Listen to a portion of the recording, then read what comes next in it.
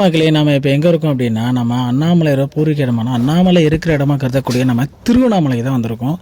எதுக்கு அப்படின்னா கிரிவலத்துக்காக ராஜகோபுரத்தை வணங்கி நம்ம நடக்க ஸ்டார்ட் பண்ணிட்டோம். கிரிவலத்தை ஸ்டார்ட் பண்ணிட்டோம். முதல் லிங்கமான சுந்தரலிங்கத்தை வணங்கி ஒவ்வொரு லிங்கத்தையும் நம்ம வணங்க ஆரம்பிப்போம் இனிமேல்.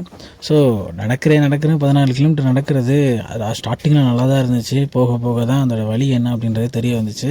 ஸோ வழியும் பொருட்படுத்தாமல் கடவுளை மனசில் வச்சுட்டு நடக்க தொடங்கினேன். ஸோ நிறைய ஸ்டேட்லேருந்து வந்திருந்தாங்கப்பா.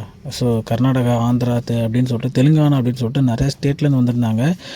நம்ம தமிழ்நாட்டில் இவ்வளோ பெரிய கோயிலேருந்து நம்ம நிறைய ஸ்டேட்லேருந்து வரதை பார்க்கும்போது ரொம்பவே சந்தோஷமாக இருக்குது. நாம தான் நிறைய ஸ்டேட்டில் போய் கோயிலில் பார்த்துருக்கோம். நம்ம தமிழ்நாட்டில் திருவண்ணாமலைக்கு நிறைய பேர் வராங்க அப்படின்றது ரொம்பவே சந்தோஷமான ஒரு விஷயந்தான்.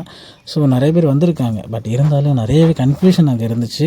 பாதி போர்டில் பார்த்திங்கன்னா தெலுங்கு, கன்னடம் அப்படின்னு சொல்லிட்டு எழுதி வச்சுருந்தாங்க. தமிழ் ஏதோ மூலையில் தான் பார்த்திங்கன்னா போட்டிருந்தாங்க.